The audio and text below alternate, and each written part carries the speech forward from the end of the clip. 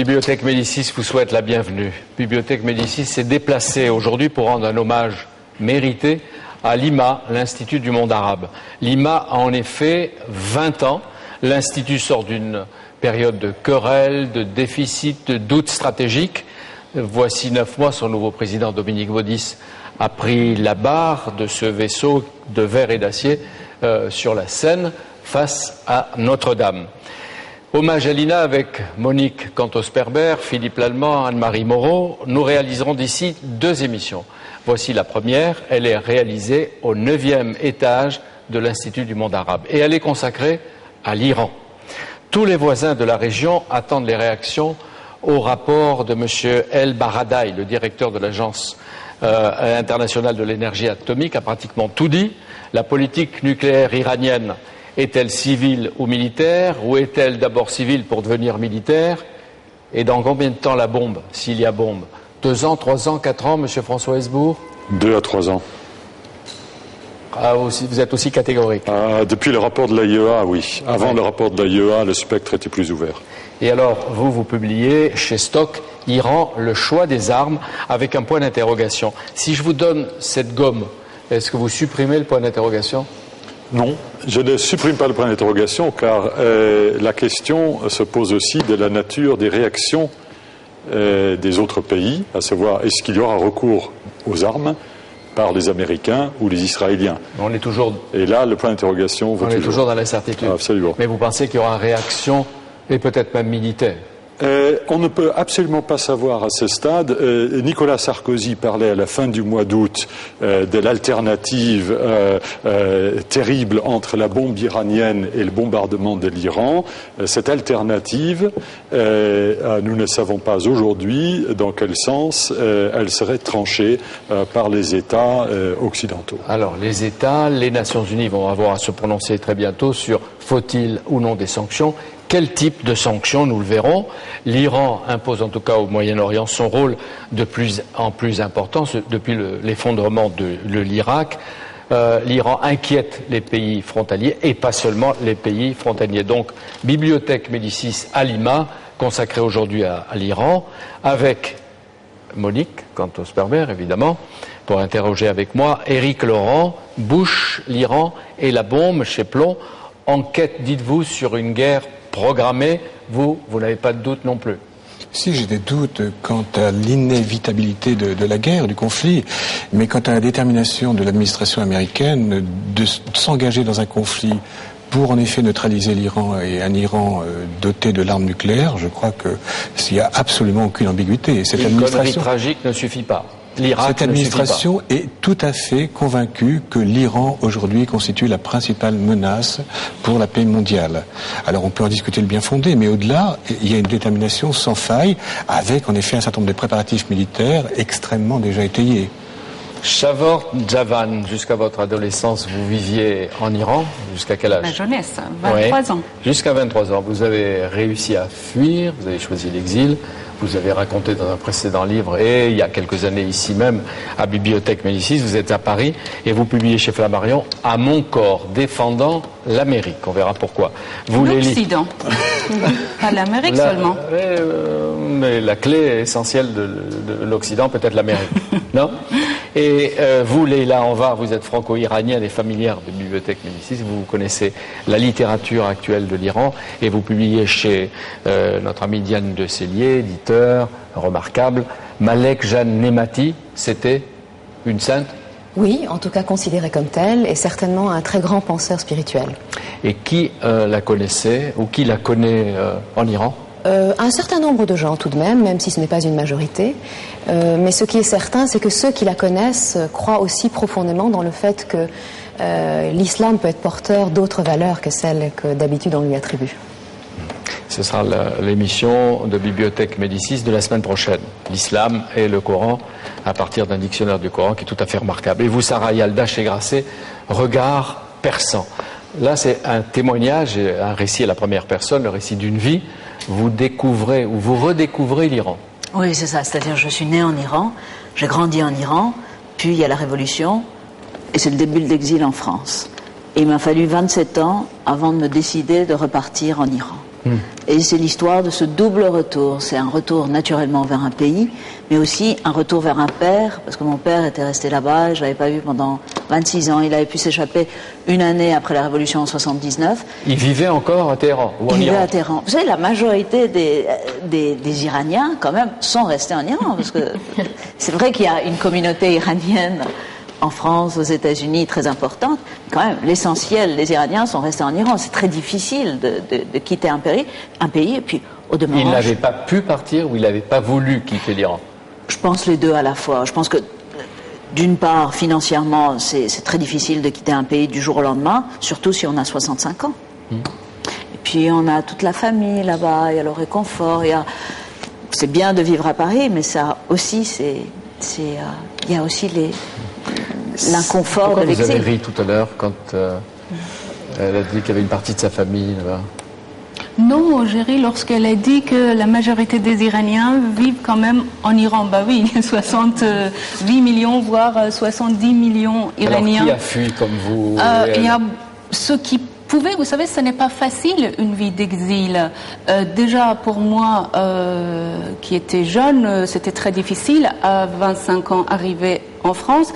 Et pour un homme qui a 60 ans, 40 ans, 50 ans, qui est médecin, ingénieur, qui doit faire chauffeur de taxi en Occident, ce n'est pas une vie.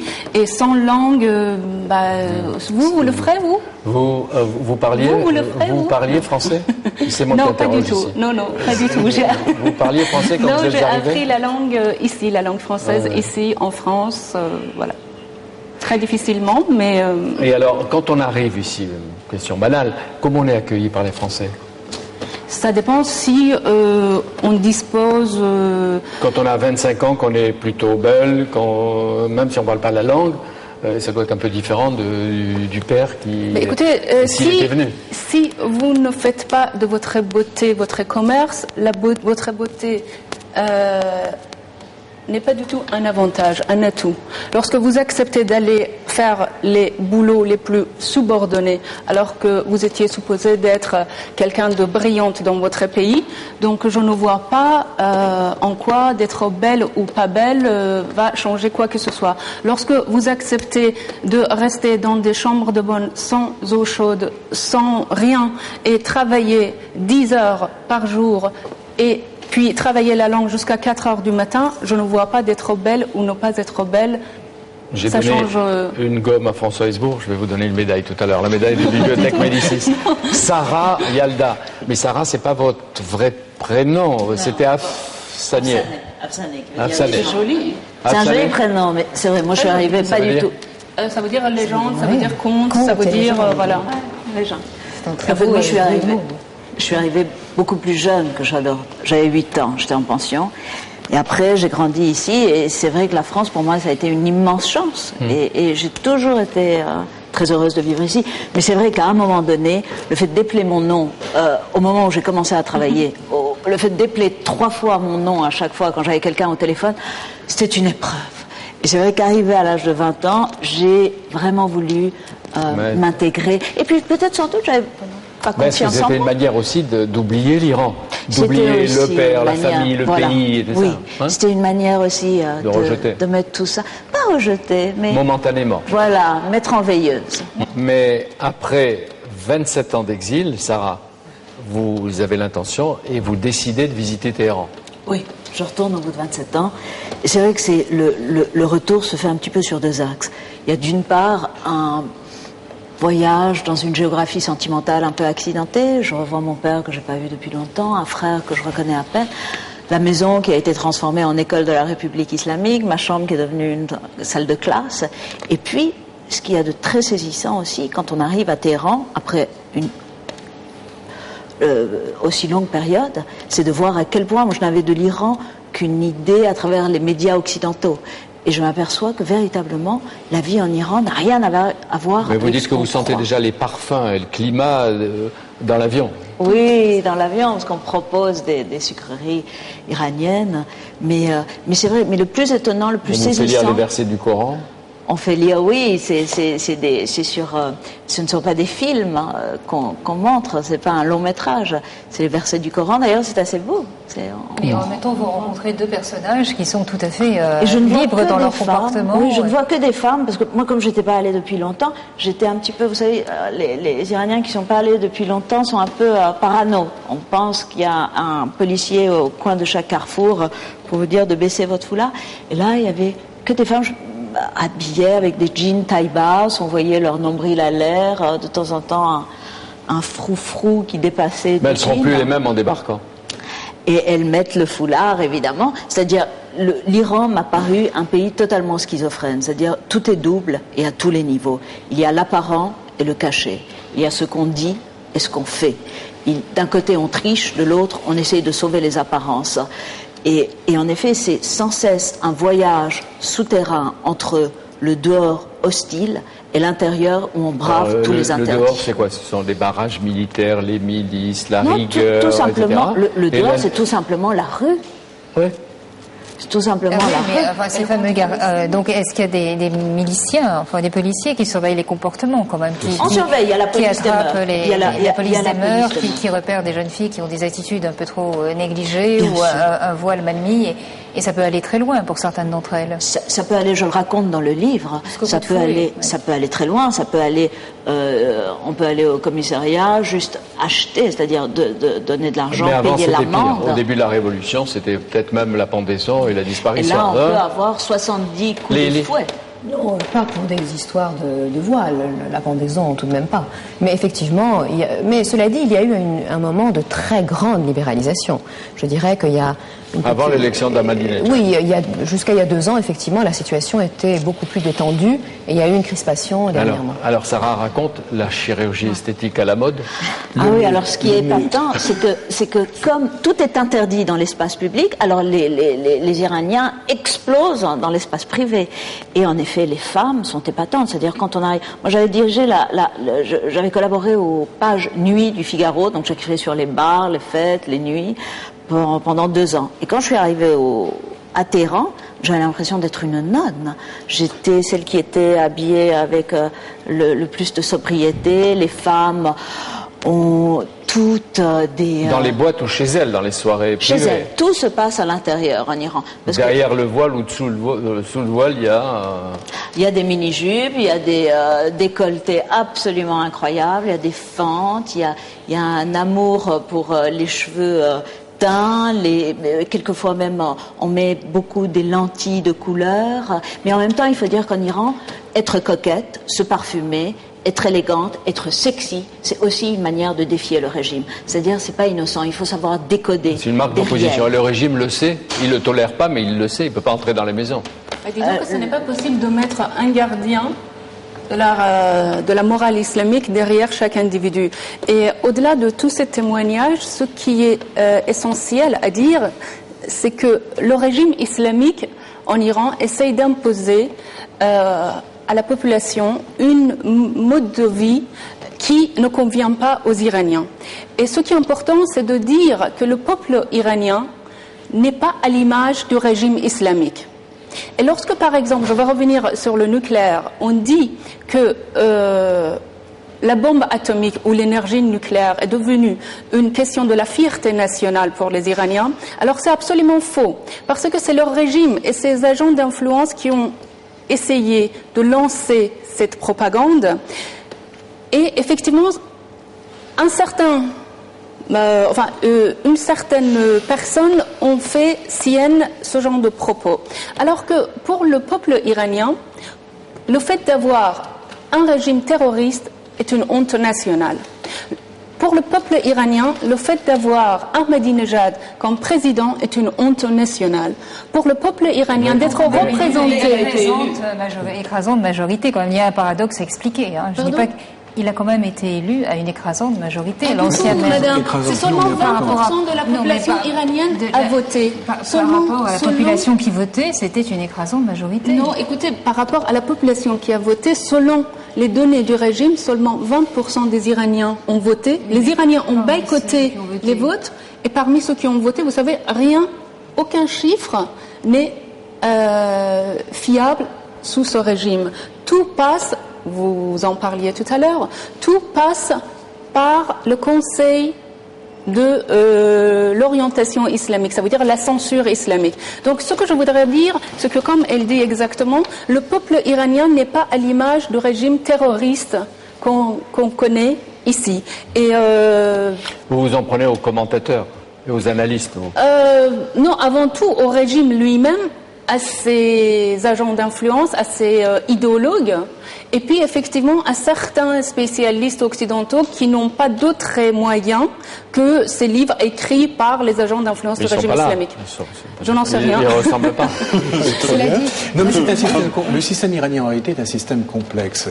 C'est un système composé effectivement d'un fonctionnement relativement démocratique avec des élections d'une part et d'autre part effectivement de centres de pouvoir non élus.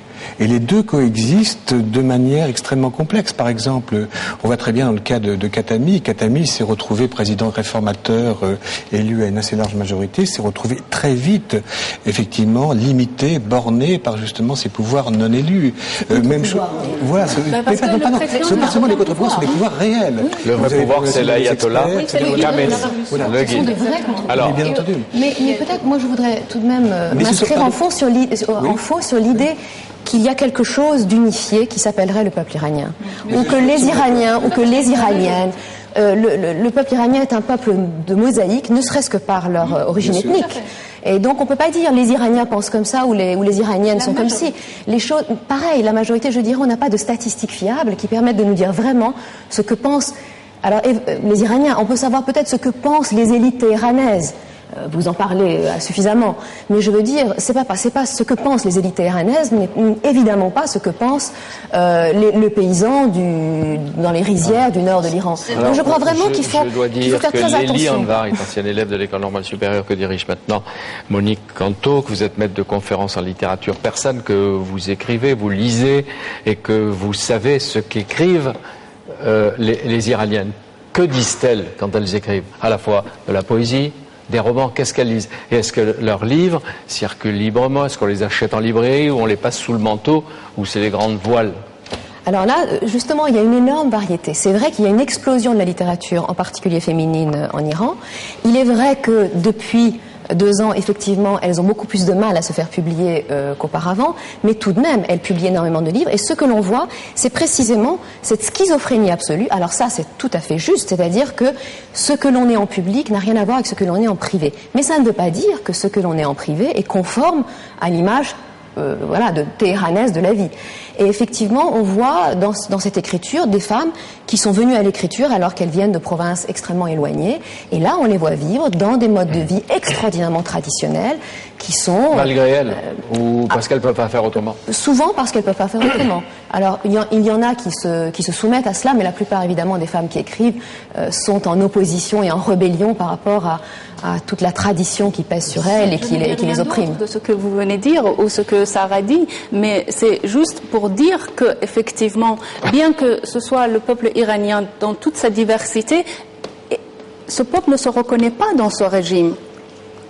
Mais ce qui est étonnant quand on va en Iran, en effet, l'Iran c'est une mosaïque de nationalités très diverses.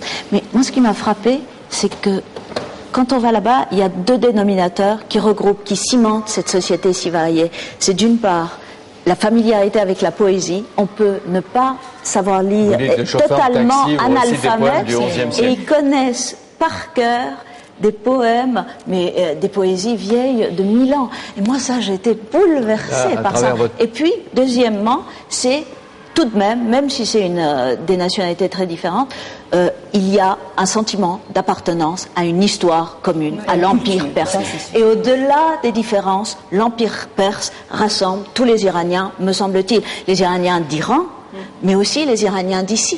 Mais c'est vrai, pas vrai, parce qu'il y a effectivement ce sentiment d'appartenance, mais en même temps, il y a toute l'histoire récente de l'Iran qui est une histoire faite d'humiliation, humiliation vis-à-vis des puissances occidentales qui n'ont jamais tenu leur parole, notamment au XIXe siècle, qui ont bafoué effectivement et violé tous les traités signés, et donc il y a cette espèce de rapport de méfiance absolue envers les grandes puissances et ce grand jeu justement des puissances occidentales. mondiale. Et ça, je crois que c'est très important aussi pour expliquer la psychologie des dirigeants actuels, comme celle autrefois d'ailleurs aussi La des chats. méfiance se voit immédiatement. Ce qui est important, il y a des experts que vous êtes, et François Hesbourg en particulier, mais vous êtes en même temps des franco-iraniennes ou des iraniennes. Vous vous considérez comme une franco-iranienne? Oui, absolument, j'ai les deux nationalités. Et vous?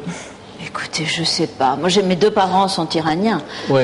Vous ressuscitez votre passé et le passé.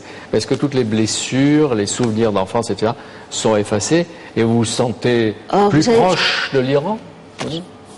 Je sais pas. Vous savez, la vie, c'est comme des papiers calques qu'on met les uns sur les autres. Et après, ça fait un dessin. Le passé est là, mais Et qu'est-ce qui ressort du dessin, justement, du fond? Qu'est-ce qui remonte? L'ensemble. Un ensemble. C'est curieux parce que vous dites je suis étrangère et pour la première fois de ma vie je suis en famille. Oui, c'est vrai. Les deux à la fois. C'est vrai, c'est-à-dire dans la rue, c'est-à-dire ici, au premier coup d'œil, on voit que je suis pas française. Et j'espérais, c'est vrai qu'au bout de 27 ans, quand on part, on se dit enfin, je vais appartenir à une multitude. Enfin, mais je suis très heureuse en France, c'était pas du tout. Mais enfin, je vais sentir ce que c'est que de faire partie de la majorité. Or, dès que j'arrive en Iran, mais au premier coup d'œil, les gens me disent Hello, how are you? Welcome to Iran. C'est-à-dire, même avec le voile, c'est vrai qu'on voit pas Sinon, comment il vous dirait en dehors en anglais? Comment dites-le en votre langue? Non, mais il me parlait en anglais parce qu'il me prenait pour une étrangère. Vous l'avez oublié, votre langue? Vous la retrouvez? Non, bien sûr que je n'ai pas oublié. Non. Ouais, je parle salam alaikum wa rahmatullah. François Hesbourg, quand Téhéran affirme que son programme d'enrichissement de l'uranium vise à produire de l'atome civil, est-ce que vous le croyez? Non, pour une raison très simple, c'est qu'en dehors de la centrale que construisent les Russes à Bouchir et dont les Russes assurent l'ensemble du cycle du combustible, il n'y a pas l'ombre de l'esquisse d'un début de chantier électronucléaire en Iran. Autrement dit, l'uranium enrichi qui est actuellement produit par les centrifugeuses à Natanz, cet uranium n'a pas de destination civile et n'en aura pas pendant au moins une douzaine d'années, en admettant que les Iraniens construisent des centrales électronucléaires. Donc cette affaire n'a pas d'explication rationnelle, logique au plan civil. Donc au stade technique où nous sommes et que montre M. El-Baradei, le processus de nucléarisation de l'Iran est irréversible. Monsieur El-Baradei a dit au printemps dernier que les Iraniens avaient dorénavant maîtrisé, à une échelle qu'il qualifiait lui-même de quasi-industrielle, l'enrichissement de l'uranium. Le tout dernier rapport, qui est donc sorti il y a quelques jours, je ne veux pas rentrer dans les détails de la technique, mais pour faire très court, les gaz qui ont chargés d'uranium qui ont été injectés dans les centrifugeuses est aujourd'hui présent en quantité suffisante et avec un rythme de croissance du volume de ces gaz suffisant pour que, théoriquement, en l'espace d'un an, l'Iran pourrait, s'il le décidait, avoir suffisamment d'uranium très enrichi pour une arme nucléaire. En pratique, si on est raisonnable et on part du principe que si l'Iran le décidait. Si l'Iran le décidait, parce que pour l'instant, nous n'avons absolument pas la preuve que l'Iran ait produit de l'uranium de qualité militaire. Mais ce qu'il faut savoir... Et pourtant, vous dites dans 2 ans, 3 ans, il y aura la bombe. À partir du moment où il décide de faire la bombe, il faut savoir, Jean-Pierre Elkabbach, que pour faire de l'uranium de qualité militaire, enrichi à plus de 90%, les 2/3 de la dépense de temps et d'énergie se fait au tout début du processus, c'est-à-dire celui permettant de fabriquer du combustible de qualité dite civile, industrielle. C'est ce que font les Iraniens aujourd'hui. Ils sont en train de faire les 2/3 du chemin. Faire le dernier tiers est une affaire de je décide de pousser sur le bouton qui va bien. Je rappelle que François Hesbourg, vous êtes un grand expert français international des questions stratégiques et de défense. Au risque de me faire décapiter par Chavor Javan, mais pourquoi il faut refuser, combattre les ambitions nucléaires de l'Iran alors qu'on a accepté celles du Pakistan, de l'Inde et d'Israël? Tout d'abord parce que l'Iran a souscrit au traité de non-prolifération, ce que n'avait fait à l'époque du Shah, et avec, en même temps, et a confirmé cette signature lors du changement de régime en 1979, alors qu'Israël, qui a la bombe atomique depuis une bonne quarantaine d'années maintenant, c'est pas vraiment un scoop. L'Inde, c'est depuis 1974, c'est pas non plus un scoop. Pakistan, plus récemment, n'avait pas signé ce traité. Ça, c'est une réponse juridique qui vaut ce que valent les réponses juridiques, mais le droit, même dans les affaires internationales, ça ne compte pas entièrement pour du beurre. Surtout, et c'est là la vraie différence, c'est que ni Israël, ni le Pakistan, ni l'Inde n'ont jamais nier le droit à l'existence de certains de leurs voisins et partenaires. L'Iran a dit clairement et hautement l'Iran de Ahmadinejad a dit haut et fort qu'Israël n'avait pas droit à l'existence. Ses prédécesseurs aussi, soit dit en passant. Ce n'est pas nouveau. L'Iran est le dernier pays de la Terre à ne pas accepter l'existence d'un État israélien et d'un État palestinien sur la terre de Palestine. C'est le dernier pays qui dit qu'il faut qu'il n'y ait qu'un seul État. Est-ce que c'est une des raisons, en plus d'autres, et une des sources de la puissance progressive de l'Iran dans la région? Alors, dans la région, la source évidente, c'est la mésaventure américaine en Irak. L'Irak était le bastion du monde arabe par rapport aux affreux Perses, aux affreux chiites, à ces serpents chiites d'une part, et l'Iran étant en quelque sorte exclu de la région, l'Iran ne pouvait pas prétendre à l'hégémonie régionale. Tout ça, c'est terminé. C'est-à-dire l'hégémonie de l'Iran dans la région du Golfe Persique. On la doit aux Américains. À M. Bush. Très directement, de façon au demeurant assez prévisible. L'un de vos invités fréquents, Pierre-Jean Luizard, je crois, en son temps expliqué, avant la guerre d'Irak, ce qui allait se passer lorsque les chiites arriveraient au pouvoir en Irak grâce aux Américains. Alors, Monique Canto et Éric Laurent. Juste une situation un peu paradoxale, d'ailleurs, que vous remarquez dans votre livre, c'est que pour l'instant, l'Iran est sans contestation possible le pays, la nation la plus puissante du Moyen-Orient. Au cas où l'Iran sera en possession du nucléaire militaire, achèverait le processus de nucléarisation, on pourrait penser qu'il sera encore plus puissant parmi ses voisins. Or, c'est pas du tout ce qui se produirait. Pourquoi ? Parce que la nucléarisation de l'Iran amènerait une inévitable prolifération. Absolument. Le président Chirac, en son temps, avait très bien pointé le danger, de façon très publique, en disant que l'Arabie Saoudite, l'Égypte et la Turquie emboîteraient directement le pas par rapport à l'Iran. Et c'est vrai que le pouvoir égalisateur de l'atome, pour parler comme le jargon de la dissuasion nucléaire, jouerait contre l'Iran. Alors ça, c'est un discours que comprenaient assez bien certains des responsables iraniens avant Ahmadinejad. Et quand j'étais à Téhéran au début de 2005, il y avait des Iraniens qui comprenaient très bien, ils appelaient ça l'option japonaise, c'est-à-dire d'aller jusqu'au seuil nucléaire, mais de rester juste en dessous pour ne pas donner un prétexte à l'Arabie. Mais ça, c'est fini. Ça, encore une fois, je fais l'avocat du diable, si on est iranien et dirigeant iranien dans la géographie de la région, on voit que la plupart des voisins ont la bombe et l'arsenal nucléaire. Est-ce qu'on n'a pas le droit d'en faire autant parce qu'il y a le Pakistan, l'Inde, Israël aussi? Oui, mais attention, aucun État arabe ne dispose de l'arme nucléaire. Et les ennemis et les rivaux principaux de l'Iran pour l'exercice de l'hégémonie régionale, ce sont les pays du monde arabe. C'est là où on voit en ce moment l'inquiétude de l'Arabie Saoudite et des pays du Golfe. Qui est très ouvertement exprimée. Il y a une boutade qui fait le tour de la région, mais la boutade a une source très, très éminente, puisqu'il s'agit de l'un des princes régnants d'Arabie Saoudite. Il disait, si l'Iran est bombardé, nous aurons des problèmes avec l'Iran pendant 3 ans. Mais si l'Iran n'est pas bombardé, nous allons avoir des problèmes avec l'Iran pendant 30 ans. Je pense d'ailleurs que cet homme se trompait. Je pense qu'ils auront des problèmes avec l'Iran pendant 30 ans en tout état de cause. Je suis d'accord avec François Hesburgh sur tous les sujets qu'il vient d'évoquer. Et à ceci, il faut ajouter une chose, qu'aucun des régimes des pays voisins n'est un régime terroriste, un régime qui subventionne le terrorisme. Et en Irak... L'Arabie Saoudite est le foyer et le financier du terrorisme. D'où vient Ben Laden? Mais l'Arabie Saoudite, justement... Oh là là, oh là là! Attendez, je parle de l'Inde, je parle d'Israël qui ont déjà la bombe, je ne parle pas des autres pays. Mais non, le régime ne l'est pas. Bien sûr qu'il y a des islamistes. Non, le régime pakistanais, Mosharraf, ne soutient pas Hezbollah au Liban, ne soutient pas le terrorisme, le Hamas et le djihad islamique en Palestine.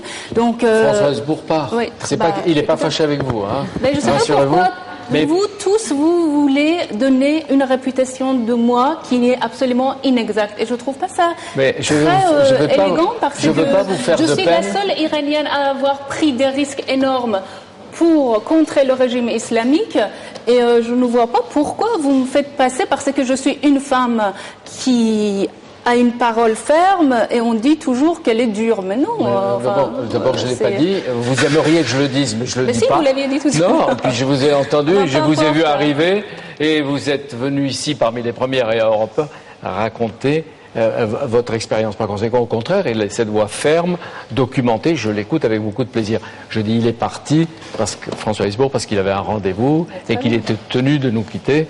Je le regrette, mais on respecte en même temps son départ. Vous avez écrit, Éric Laurent, que la CIA avait donné les secrets de la bombe atomique à l'Iran pour contrer l'Union soviétique à l'époque. Non, pas pour contrer l'Union soviétique, pour justement endiguer les progrès du programme nucléaire iranien. Parce que la plupart des services secrets occidentaux, et notamment les services américains, étaient dans une situation de méconnaissance absolue, on peut expliquer pourquoi d'ailleurs, de la réalité iranienne, et notamment de l'état d'avancement du programme nucléaire. Ce qui d'ailleurs induit une autre interrogation. Quelle est exactement la connaissance que nous avons aujourd'hui de ce dossier nucléaire? Ce qui rend le dossier nucléaire iranien fascinant, c'est que les présomptions sont extrêmement fortes. Bien entendu, nous savons tous qu'en effet, les dirigeants iraniens cachent probablement un programme nucléaire militaire parallèle au programme civil. Mais nous n'avons pas la preuve. La preuve n'a pas été administrée. Si demain, et je ne veux pas faire me défenseur du régime iranien, loin de là, si demain, en effet, l'Iran était traduit comme accusé devant un tribunal, il sera acquitté faute de preuves, pour l'instant.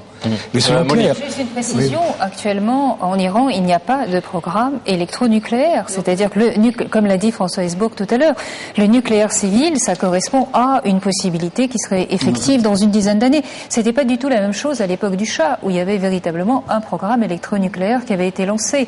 Donc là, on a affaire à une drôle de situation où on a des soupçons sur un programme d'enrichissement d'uranium à fin militaire.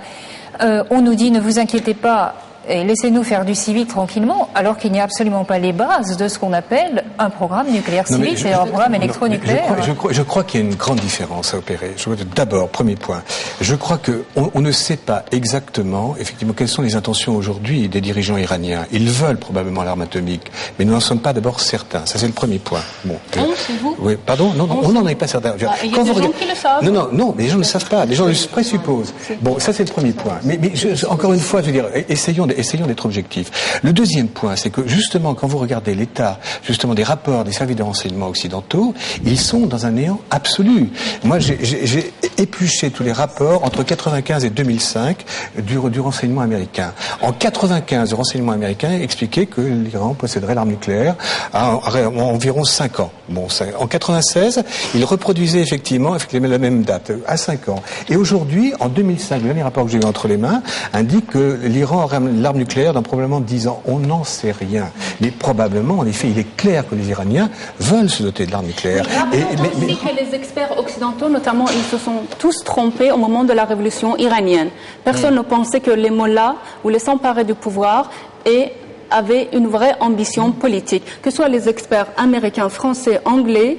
Il y avait notamment sur Arte, il y avait un documentaire, les mercredis de l'histoire, où les ex-agents de CIA expliquaient que personne parmi nos experts nous parlaient le persan et personne n'avait compris qui est Khomeini. Ce qui est toujours le cas aussi. C'est vrai que c'est le Shah d'Iran qui avait encouragé le président Giscard d'Estaing à garder l'ayatollah Khomeini, qui avait presque accepté qu'il retourne dans son pays, etc. Personne n'avait pris la mesure politique de ce qu'elle arrivait. En disant qu'il est religieux, et Carter avait dit, c'est un homme qui a une foi religieuse avec qui je vais bien m'entendre. Ils se sont bien entendus, vous vous souvenez, les affaires d'otages à l'ambassade. Et c'est Reagan qui est arrivé au pouvoir, Éric Laurent.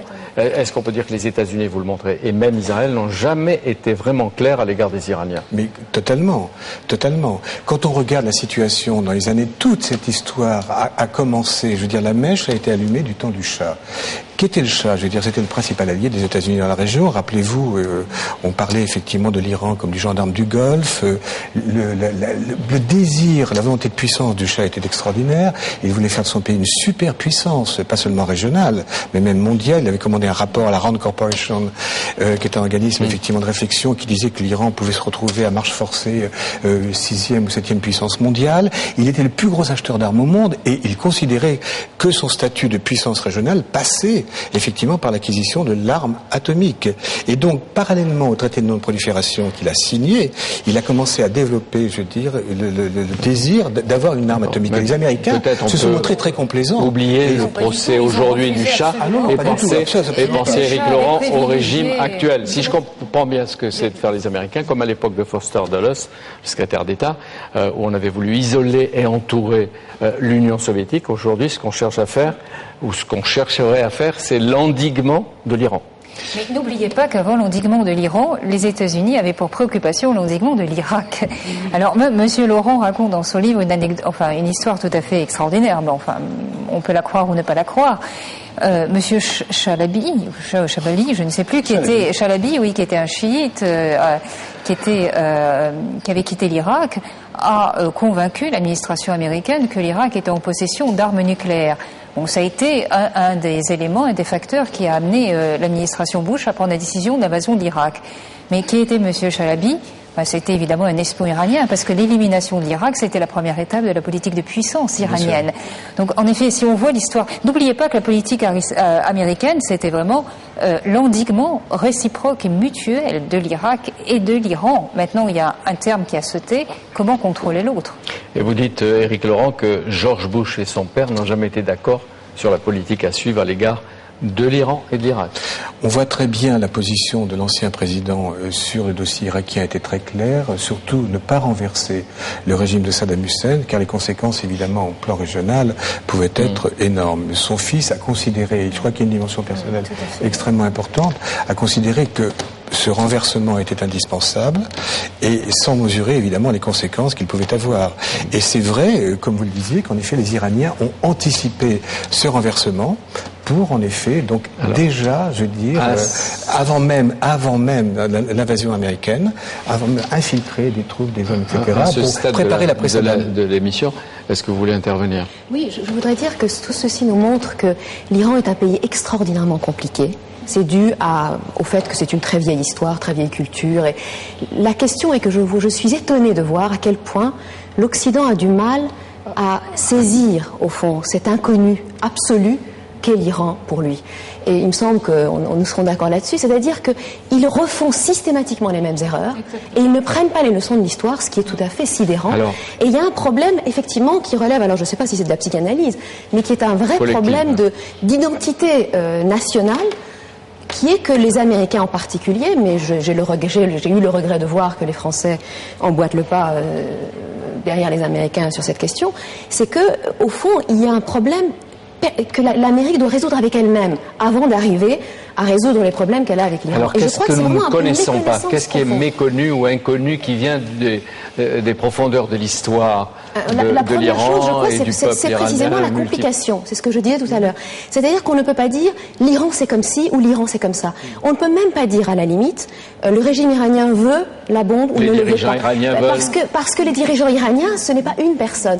Je dirais que par exemple le président de l'Université de Columbia qui s'est adressé au président en disant que vous venez qu'un dictateur, a prouvé par là qu'il n'a rien compris.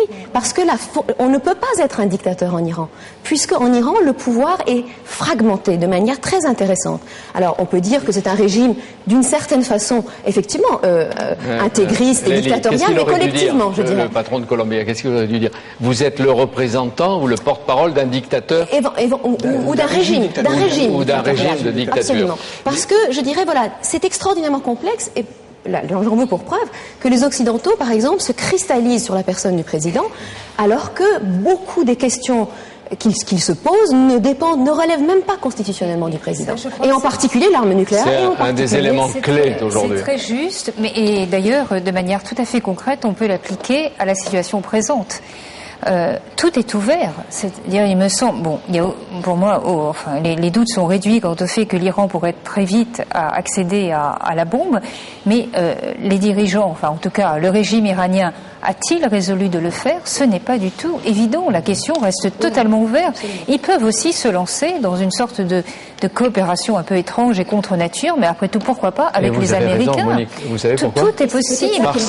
Parce que le but, c'est quand même l'affirmation régionale. Et tous les moyens qui permettront d'arriver à ce but seront considérés. Il y a 48 heures, l'Iran, j'ose pas dire, la partie des dirigeants actuels de l'Iran, je suis pour l'élite, et vous avez tout à fait raison, s'est exprimé publiquement en faveur d'une discussion avec les États-Unis, une discussion officielle pour prolonger ce qui avait été entamé il n'y a pas longtemps à propos de l'Irak. Et donc on peut imaginer que s'ils discutent, ils ont déjà commencé, et on peut penser que même si c'est encore secret, l'équipe du président Sarkozy est en train de discuter avec les Iraniens. Je ne sais pas jusqu'où ou pourquoi, mais qu'est-ce qu'il faut? François Hesbourg, dommage qu'il ait eu ce rendez-vous extérieur, estime que le choix est entre la compromission et la confrontation. Mais est-ce que ça veut dire que discuter, négocier, c'est une compromission? Je crois qu'il y a une troisième voie entre le bombardement de l'Iran et la bombe du régime islamique. Il peut y exister une troisième voie. Et une chose qu'on n'a pas... Qui n'est pas une bombe. Non, qui n'est pas une bombe, pas du tout. Mais une chose qu'on n'a pas évoquée ici, c'est quand même le régime qui a relancé depuis 1979 l'idéologie islamique dans le monde. Donc l'islamisme qu'on appelle aujourd'hui en Occident, est essentiellement subventionné par le régime islamique et aussi par l'Arabie Saoudite, mais une autre forme sunnite. On l'a vu au moment de la guerre du Liban, via la Syrie, le Hezbollah, etc. Il ne faut pas l'oublier. Et puis par la CIA en Afghanistan, on sait bien qui a installé les talibans. Ce ne sont pas les Iraniens tout de même qui ont installé les talibans. Et c'est qui? On peut le rappeler. Mais ce sont les Américains, tout simplement. Oui, bien sûr. Écoutez, tout ça, j'ai expliqué. Et il le dit, on n'est pas contre l'un ou l'autre. Il le rappelle. Mais donc, ce qu'il faut savoir, la troisième voie, je crois qu'aujourd'hui, c'est possible de renverser ce régime. Et le peuple iranien, c'est un peuple musulman dans son immense majorité, mais c'est le seul peuple musulman qui est très orienté vers l'Occident, vers la démocratie. Si une énième faute, erreur soit commise par les Occidentaux, je crois que l'Occident et la démocratie sera à jamais finie dans les pays musulmans et notamment en Iran. Je veux dire qu'on fait tout pour rendre un peuple terroriste comme en Afghanistan. Après, on dit pourquoi un peuple devient terroriste. Je crois qu'aujourd'hui, il est possible de renverser ce régime et il est temps de finir avec ce régime qui est venu au pouvoir à cause d'une erreur de la politique internationale, notamment des Américains. Mais qui va faire sauter le régime? Est-ce qu'il appartient aux Iraniens eux-mêmes ou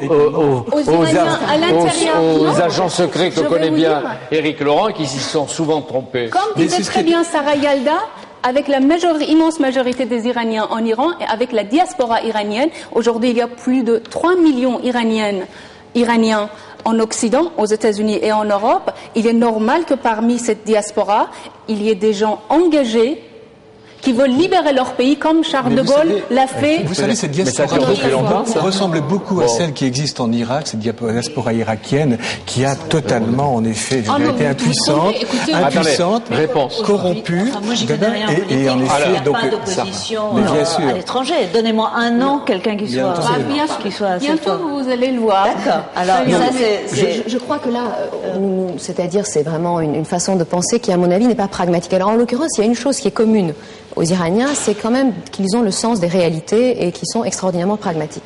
Je crois vraiment, pour avoir discuté avec justement des écrivains de l'intérieur de l'Iran, tous me disent, ce ne sont pas forcément des gens qui sont particulièrement pro-régime ou quoi, tous me disent, on ne peut pas au fond faire ça, en particulier pas de l'extérieur, parce que par quoi vous allez remplacer? Personne ne dit par quoi de pouvez-vous? l'extérieur. Moi je crois au contraire profondément au dialogue et je crois profondément que contrairement à ce qu'on pense, ce régime est capable et au fond de lui, il rêve de collaborer avec les États-Unis. Mais qu'est-ce qu'il faudrait justement pour qu'il arrive au dialogue? Il y a les efforts des États-Unis, mais qu'est-ce qu'il faudrait le convaincre? Par quels arguments on peut l'amener au dialogue? On peut imaginer une administration américaine. Pardonnez-moi. Comment on y arrive au dialogue? Et après, Molly. Alors ça c'est moi je ne suis pas politicienne. Moi je crois que la première chose à faire c'est de ne pas répondre à des rodomontades par des rodomontades, à ne pas répondre à des attitudes qui sont des attitudes va-t-en-guerre par des comportements va-t-en-guerre. Je crois véritablement que la violence amène la violence et que une démocratie digne de ce nom ne peut pas parler la même langue qu'un pays qui n'est pas une démocratie. Oui, c'est pas possible. Et comme dit Javad Javan, c'est vrai que la démocratie est incompatible avec les dogmes de l'islam qui imbibent la société iranienne ou les dirigeants iraniens. Monique, vous vouliez dire? Il est vrai que la violence amène la violence, c'est presque une loi des affaires humaines, ce qu'on appelle ce que Clausewitz appelait la montée aux extrêmes. Mais évidemment, si on avait une administration américaine peut-être un peu plus informée de la complexité de la situation, un peu plus soucieuse de dialogue, un levier pourrait être trouvé qui amène un contact avec l'Iran et des discussions. Mais d'un autre côté, les Européens pourraient jouer ce rôle. Mais il faut être bien conscient de la configuration particulière dans laquelle nous sommes aujourd'hui. Il y a une administration américaine dont le chef ne veut pas être le président au cours dont le mandat aura vu l'accès des Iraniens à la bombe. C'est un élément de radicalisation qu'on ne peut pas ignorer. De l'autre côté, il y a un pays qui doit affirmer sa puissance les moyens, régionale. le soutien du peuple américain, même dans sa diversité, pour aller faire une autre opération militaire. Mais c'est justement... Moi, à mon avis, c'est justement parce qu'en effet, il y a un enlisement croissant en Irak qu'il peut y avoir la tentation croissante d'intervenir contre l'Iran en considérant que l'Iran est justement une partie du problème que rencontrent les États-Unis en Irak. Ça, c'est le premier point. Donc, ça, c'est le premier point. Donc, non, mais bien sûr, mais fondé et en même temps, bien entendu, prétexte. Ça, c'est le premier point. Et deuxième élément, à mon avis, c'est que je crois autant sur le dossier irakien, les critiques qui pleuvent sur l'administration Bush sont d'une violence extrême de la part de son administration, autant sur le dossier iranien, il y a un très large consensus bipartisan. Vous trouvez effectivement Madame Nancy Pelosi, présidente de la Chambre des représentants, la plupart des candidats démocrates sont d'accord pour estimer, comme le président et le vice-président américain, qu'un Iran nucléaire est absolument inadmissible et inenvisageable. Alors s'il y a consensus, c'est pourquoi? Pour quelle solution, Éric Laurent? Mais pour une intervention militaire, bien entendu, parce que le véritable problème, et on rejoint ce que vous évoquiez tout à l'heure à propos du dialogue, c'est que aujourd'hui... L'Irak n'a pas servi? Mais non, mais pas du tout. Aujourd'hui, quel est le problème? C'est que vous avez des extrémistes et des idéologues qui sont au pouvoir dans les deux camps, aussi bien à Washington qu'à Téhéran. Donc tout dialogue aujourd'hui est impossible. On assiste à une radicalisation croissante et on a l'impression effectivement de deux trains lancés à grande vitesse avec un risque de collision quasi inévitable. On a l'impression que ce genre de parallèle des extrémistes aux États-Unis, il ne suffit pas d'être anti-Bush pour dédouaner un régime qui pond ses opposants politiques dans son propre pays. Donc, moi, je crois que ce régime, à lui seul, est une bombe à retardement. Et je ne me suis jamais trompée dans mes analyses. Avec la bombe ou sans la bombe. Ce régime, à lui-même, c'est une... Pardon. Je me suis jamais trompé. Je le dis modestement. Non, je ne le dis pas modestement, puisque moi, je ne suis pas spécialiste de la littérature persane. Depuis 12 ans, je me suis engagée dans la politique. Et lorsque vous dites la diaspora iranienne sans lave les mains, donc ce n'est pas vrai, puisque peut-être il suffit une minorité active et l'histoire est faite, bien sûr, l'histoire est faite par des minorités actives. La classe dirigeante est une minorité active. Donc, vous savez, dirigeants occidentaux ne peuvent d'un côté dire qu'on veut démocratiser les pays musulmans et d'un autre côté collaborer avec les régimes mêmes qui sont les pires des criminels et dictateurs. La position de Jawad Javan, Éric Laurent, il y a deux phrases. Il y en a une de vous citez la confidence d'un professeur d'université, je ne sais pas si vous vous en souvenez, vous dites si ce régime parvient à posséder l'arme nucléaire, il deviendra encore plus cruel envers sa population et arrogant envers les autres. Et d'autre part, il y a la phrase de François Hesbourg dans son livre « Les conséquences du non-recours à la force risquent d'être aussi dramatiques que l'intervention militaire, voire pire ». Alors, la question est simple. Qu'est-ce qui est le pire ou le plus catastrophique ? Frapper ou ne pas frapper l'Iran? Mais mais bien entendu, c'est le dilemme d'ailleurs, et c'était la phrase de John McCain qui a été reprise effectivement par Nicolas Sarkozy et aussi par le vice-président, qui consiste à dire il n'y aura qu'une seule chose de pire qu'une guerre effectivement contre l'Iran, c'est un Iran nucléaire. Ça c'est vrai. Mais ce qui rend ce dossier extrêmement fascinant et grave, c'est d'une gravité extrême. C'est d'une urgence. Mais d'une urgence totale, absolument.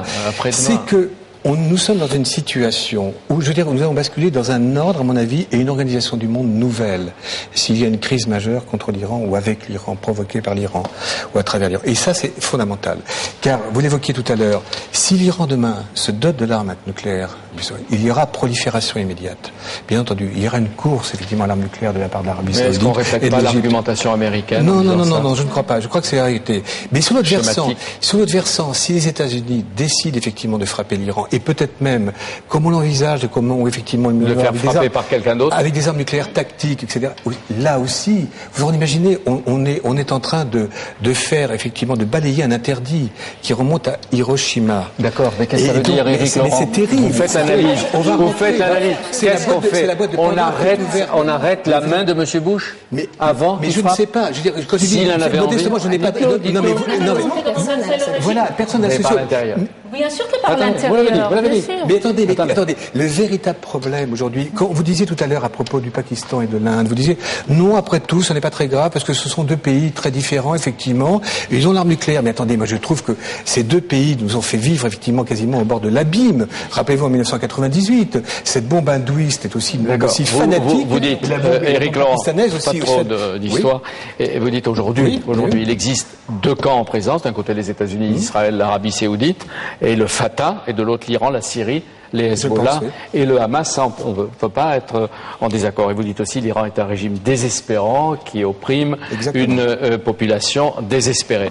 Là, il y a ce que vient de dire M. Baradei, la réponse de l'Iran et en même temps les dialogues au sein des Nations Unies. Le Conseil de sécurité va se réunir à 2 reprises. Il a déjà décidé des sanctions, des petites sanctions, des grandes sanctions. Est-ce qu'on continue jusqu'où on va quand on sait qu'elles n'ont eu aucun effet, ou très peu d'effets. On ne peut pas dire qu'elles n'ont pas eu, mais très peu d'effets. Et quand vous allez l'une et l'autre en Iran, et que vous parlez avec les gens, ce que nous n'avons pas fait depuis longtemps, ou que nous n'avons pas fait du tout, est-ce qu'ils sentent qu'il y a la proximité de la guerre? Est-ce qu'ils en ont peur? Je crois qu'il y a un vrai désespoir. J'ai ressenti, moi, que le peuple iranien, si tant est qu'on puisse parler de cela, en tout cas cette impression qu'on a quand on parle aux gens qui viennent d'Iran et qui ont les nouvelles les plus fraîches, c'est qu'il y a une sorte de dérive vers un vrai désespoir. Un vrai désespoir de se dire, mais finalement, on n'a pas de voix.